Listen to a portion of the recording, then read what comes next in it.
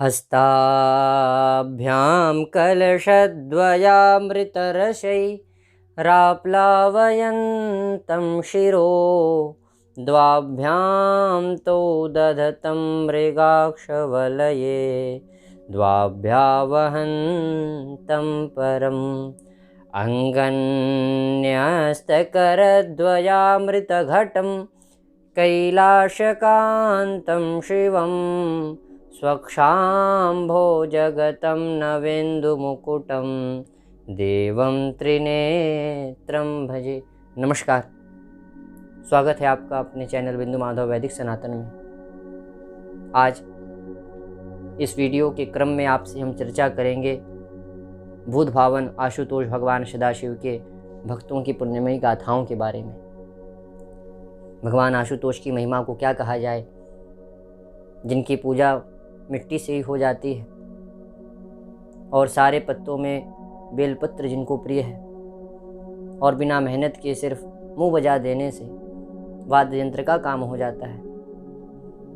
और इनकी पूजा करके मनुष्य की सारी इच्छाएं पूर्ण हो जाती हैं। अपने भक्तों का, अपने आराधकों के लिए भगवान शिव अपना सर्वस्व दे देते हैं और उनकी भक्ति करके न जाने कितनों का उद्धार हो गया।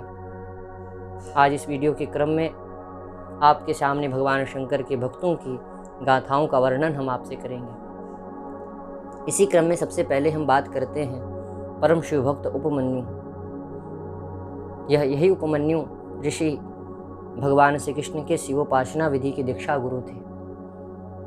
और आपको यह जानकर कि बड़ा आश्चर्य होगा कि महात्मा उपमन्यु ने केवल दूध के लिए तपस्या करके परमेश्वर शिव से सब कुछ प्राप्त कर लिया। तो कैसे इन्होंने भगवान शिव की भक्ति इनको प्राप्त हुई, भगवान शिव का दर्शन इनको कैसे प्राप्त हुआ, ये हम आपको बात बताते हैं। पूर्व समय की बात है, यशस्वी वेदक ज्ञात परम शिव भक्त व्याघ्रपाद नाम के ऋषि थे और वह तपस्या करते करते भगवान शिव के परम पद को प्राप्त हो गए। अब जब भगवान शिव के लोक को चले गए तो उनके दो पुत्र थे जो अभी जिनकी अवस्था बहुत ही छोटी थी। एक बड़े का नाम था धौम्य और दूसरे का नाम था उपमन्यु।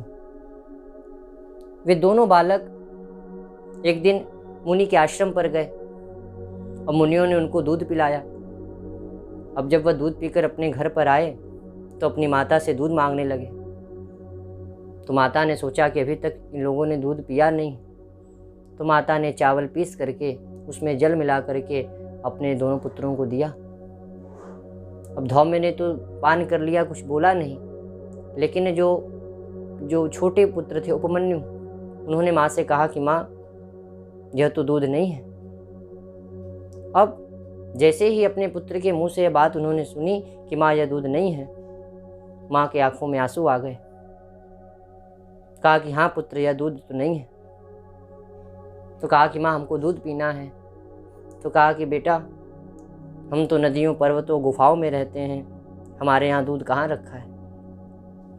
हमारे आश्रयदाता तो भगवान शिव हैं, वो तुम उनको प्रसन्न करो, वे प्रसन्न हो करके तुमको अथाह दूध सागर का पान कराएंगे। उपमन्यु ने माता से पूछा कि माँ, भगवान शिव कौन है, कहाँ रहते हैं, उनका दर्शन कैसे होगा, उनका रूप कैसा है। तो बालक के सरल इस प्रकार से पूछने पर माता ने बड़े प्रेम से कहा कि पुत्र, सारा विश्व ही शिवमय है। वे शिव जिस पर कृपा करके अपना रूप जिसको दर्शन करा देते हैं, वह रूप दर्शन करने के बाद मनुष्य को किसी चीज की अभिलाषा नहीं रहती। माता के इस आदेश को सुनकर के उपमन्यु के मन में अब हुआ कि यदि हमको दूध पान करना है तो हम भगवान शंकर की आराधना करके उनको प्रसन्न करके हम दूध का पान करेंगे।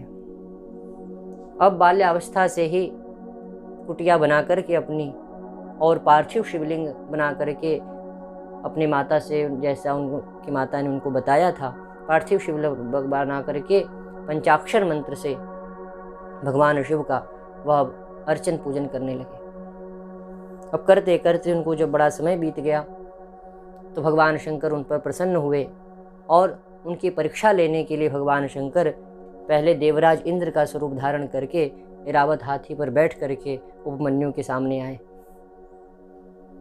अब वह अपने ध्यान मग्न में बैठे हुए थे और उपमन्यु से आकर के भगवान शिव ने इंद्र रूप धारण करके उनके पास आए, उनको स्पर्श किया और उनके स्पर्श करते उपमन्यु ने जब आंखें खोली तो देखा कि सामने एक देवता खड़े हैं।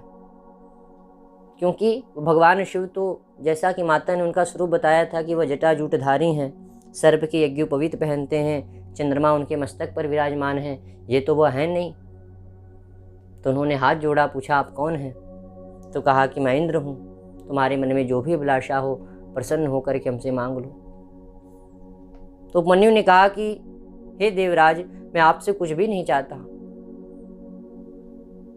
मैं तो भगवान शंकर का दास हूँ, मैं भगवान शंकर को प्रसन्न करने के लिए तपस्या की है, मैं सिर्फ उन्हीं का दर्शन करूँगा, मुझसे और किसी से मुझे वर प्राप्त नहीं करना है।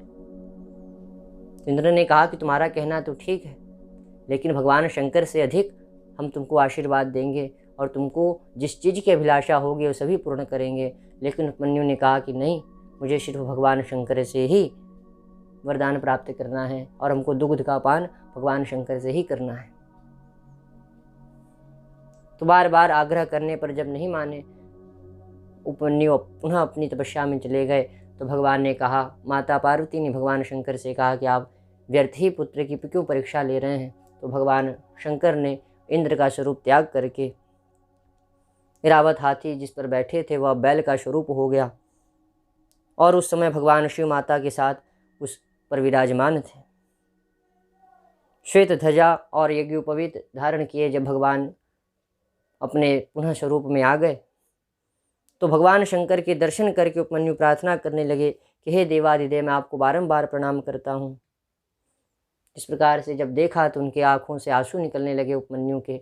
भगवान शंकर के दर्शन करते ही मानो उनके शरीर में रोमांच जागृत हो गया और जब वह अपने भगवान शंकर का दर्शन करके रोने लगे तो माता पार्वती को दया आ गई। उन्होंने जाकर के उठा करके उपमन्यु को अपने गोद में बैठाया और उनको चुप कराने लगी और पूछा कि पुत्र तुमको क्या चाहिए।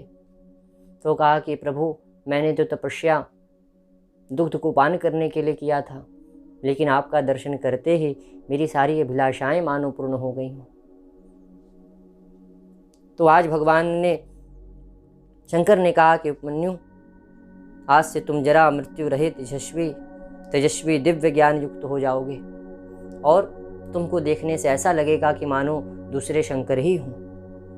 तुम सर्वज्ञ सुंदर हो जाओ और तुम कल्प पर्यंत जीवित हो करके अंत में तुम मेरे समय पहुँचोगे और मेरे में तुम्हारी हमेशा अचल भक्ति रहेगी। ऐसा भगवान ने उपमन्यु को आशीर्वाद देकर कि माता पार्वती ने बड़ा उनको लालन पालन करके पुनः कहा कि जाओ पुत्र, आज से तुमको सर्वस्व ज्ञान प्राप्त होगा और तुम मेरे सारे भक्तों में अग्रगण्य माने जाओगे। तो इस प्रकार से यह उपमन्यु भगवत भक्त शिव भक्त उपमन्यु का चरित्र मैंने आप लोगों से बताया। यही उपमन्यु ऋषि आगे चल कर के भगवान श्री कृष्ण के दीक्षा गुरु हुए, जो भगवान शाम्ब सदाशिव का पूजन करके इन्होंने दीक्षा दिया भगवान श्री कृष्ण को शाम्ब सदाशिव का पूजन करने का, जिसको करके भगवान श्री कृष्ण को शाम्ब नामक पुत्र प्राप्त हुआ था। तो इस प्रकार से आगे भी हम आपसे भगवत शिव भक्तों की चर्चा करते रहेंगे। तब तक के लिए नमस्कार।